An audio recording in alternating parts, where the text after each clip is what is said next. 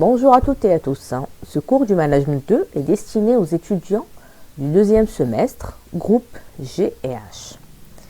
Nous avons vu précédemment la première étape de la démarche managériale, à savoir la planification, qui est un processus de définition des objectifs et d'élaboration de moyens pour les atteindre. Lors de cette séquence, nous allons présenter les étapes du processus de planification qui sont au nombre de 5. En effet, chaque étape sera plus ou moins détaillée. Un manager commence toujours par un diagnostic. Ce diagnostic, il lui permet d'avoir une idée, entre guillemets, sur la santé de son entreprise. On va voir comment par la suite. Bon, après avoir établi le diagnostic et sur la base des informations collectées, le manager choisit ou définit une stratégie à retenir qui va décliner en plan opérationnel lors de la troisième étape. Pour atteindre les objectifs, on a toujours besoin des moyens financiers, donc j'ai besoin en tant que manager d'un budget. C'est la phase budgétaire qui représente la quatrième étape. Et comme vous le savez, il faut toujours contrôler la réalisation des objectifs qui est la dernière et la cinquième étape. Comme je vous ai dit tout à l'heure, on va essayer de détailler rapidement chaque étape. Allez, commençons par le diagnostic. Pour déterminer les orientations stratégiques d'une entreprise, il faut tout d'abord établir un diagnostic stress. Analyser et mesurer quoi? Le potentiel et les ressources disponibles pour réaliser les bons choix. Pour définir une stratégie en tant que manager, je dois d'abord savoir quels sont les moyens, que ce soit humains, financiers ou matériels, ce dont dispose mon entreprise. C'est le cas du diagnostic interne qu'on va détailler tout à l'heure. Et puisque toujours, comme je le dis, je le répète, l'entreprise n'est pas une entité isolée, je dois être aussi à l'écoute de ce qui se passe autour de mon entreprise. C'est le diagnostic externe avec l'analyse du macro et du micro-environnement. Donc, commençons par le diagnostic interne. Comme son nom l'indique, il concerne l'interne de l'organisation, l'interne de l'entreprise. Donc, je cherche à connaître, en tant que manager, les forces et les faiblesses de l'entreprise. Donc, ça me permet de faire le point sur la situation, comme je viens de dire, de la firme, on dit firme, organisation ou entreprise. Il faut que je me pose les questions suivantes. Mon entreprise se porte-t-elle bien ou mal? La situation financière actuelle est-elle forte ou faible? Sur quels éléments s'exerce principalement la concurrence? Et j'en passe. Bref, je dois avoir une idée générale sur l'état de mon entreprise. Par la suite, il faut que je fasse un diagnostic externe. Je vous ai dit, l'entreprise est influencée en permanence par son environnement. Donc, le diagnostic externe est là pour objectif de déterminer les perspectives favorables ou défavorables à l'entreprise. Parce que cette influence peut être positive ou négative. Quand elle est positive, je parle d'opportunité, ce qui permet à l'entreprise, qui représente pour l'entreprise des chances de développement. Alors si c'est négatif, c'est plus des menaces, donc qui peuvent remettre en cause ma stratégie actuelle et qui peuvent nuire au bon déroulement de l'entreprise. En effet, on distingue, je crois que ça vous le savez bien déjà, deux composantes de l'environnement de l'entreprise. Ce qu'on appelle un macro, et comme son nom l'indique, un macro-environnement, c'est-à-dire le milieu dans lequel évolue l'entreprise. Et c'est en fait l'ensemble des variables liées à la société qui ne sont pas créées par l'entreprise, mais qui sont susceptibles de l'influencer, comme je l'ai dit, soit positivement, donc opportunités, ou négativement des menaces.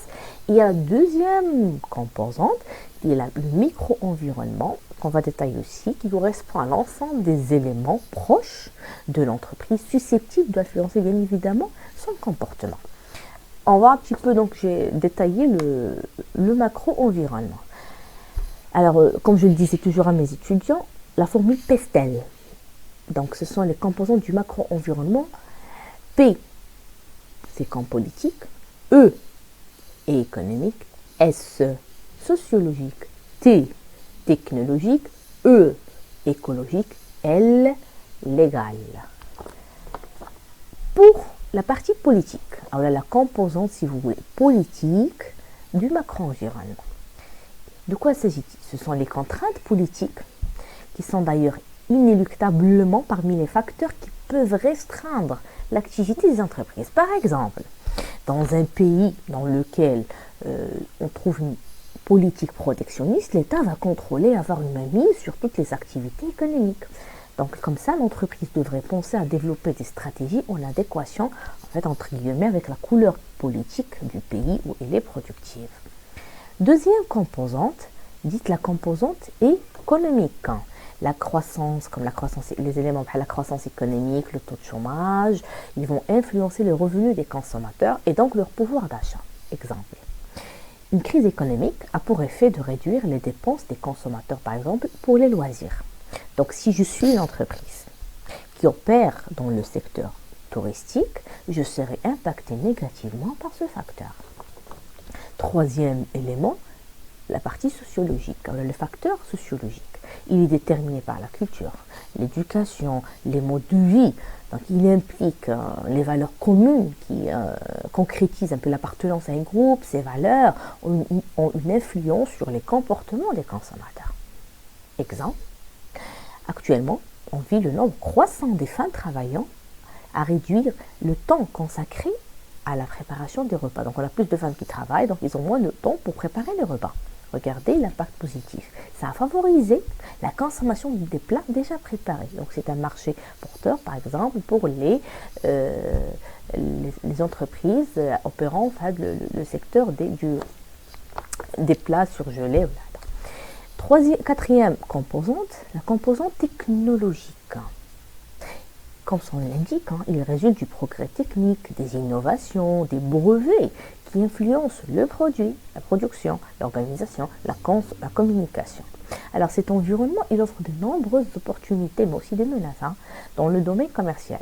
Des opportunités, par exemple, c'est un environnement qui évolue très vite, ça vous le savez, avec les nouvelles technologies d'information et de communication.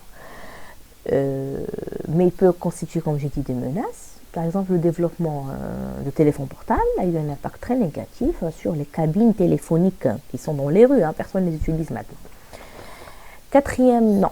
Cinquième composante écologique, par exemple, réduction de la consommation d'énergie, retraitement des déchets.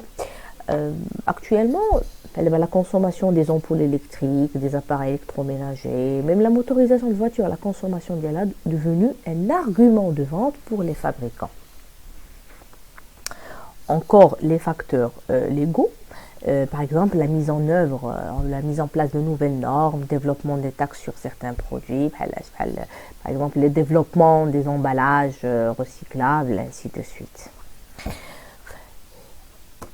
Le manager, il doit ressortir les facteurs de l'environnement qui ont plus d'impact sur son entreprise. Parce que par exemple, l'environnement technologique, il aura plus d'influence sur les entreprises opérant dans le domaine des nouvelles technologies que par exemple dans les entreprises qui opèrent le secteur agroalimentaire. Le manager doit aussi, sur la base de chaque facteur, ressortir les éléments les plus importants actuellement, par exemple, et dans les années à venir. C'est ça la planification. Alors, toujours dans le cadre du diagnostic externe, l'entreprise doit analyser son micro-environnement. Donc, toute entreprise est de manière permanente en relation avec ses différents partenaires, qui sont les clients, les fournisseurs, les distributeurs et les concurrents. Les clients, objet même de l'existence du marché de l'entreprise.